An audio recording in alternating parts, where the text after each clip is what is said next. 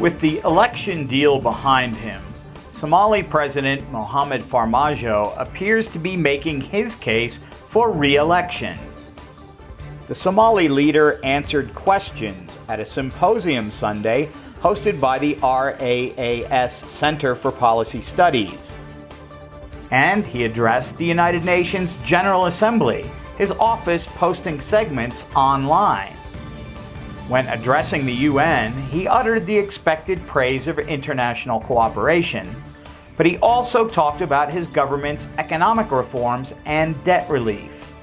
These are key issues to boost his re-election chances. As we progress towards achieving debt reconciliation through our enabling economic reforms, we remain cognizant that Somalia's economic future and the prosperity of its people are closely interlinked with that of the rest of the world. Farmaajo touched on international efforts in fighting the COVID-19 pandemic. Then he talked about how his government will help citizens recover from the economic damage the virus has caused. Our government's economic policy response to COVID-19 has once again been to put our people first, with tax relief for most key staple food items. Now, hoping that the worst is behind us, we are cautiously starting to open up our economy to ensure the normal life can resume for our people. The appearance before the RAAS think tank was not as full of easy questions as some critics charged. The president dodged questions about representation for Benadir, as well as Sul and Sanaag.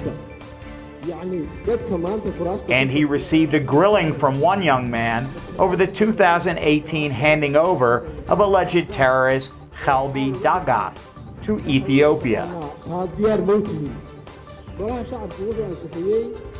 The president was more comfortable explaining his role in negotiations on the electoral process.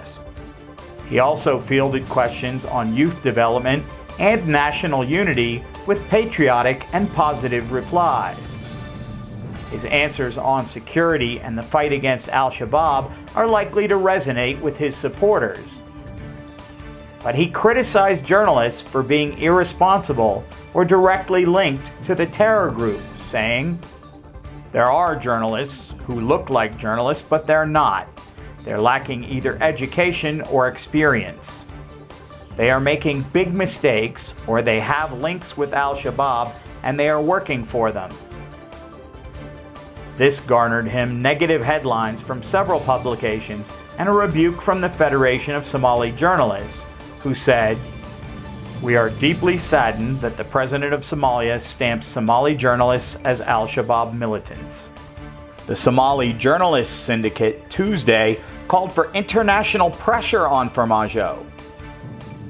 "We are, however, calling on the international partners, including the United States of America, to support and to improve the safety of journalists and encourage the Somali government to stop the human rights violations and abuses, including attacks on the press and journalists." Farmaajo's attack on journalists did merit him some support online. The president also reassured his audience that Somaliland would not gain international recognition. Overall, his performance seemed to please supporters. Farmaajo still faces strong criticism and a growing field of opposition candidates. Senator Ilyas Ali Hassan of the Himilo Qaran Party has indicated that a presidential debate could be held. In addition to President Farmaajo, candidates appear to include former President Sharif Sheikh Ahmed, former Prime Minister Hassan Ali Khari, Wadajir Party leader Abdirahman Warsami, former Finance Minister Hussein Halani, and there have been calls for a woman candidate to contest for the post.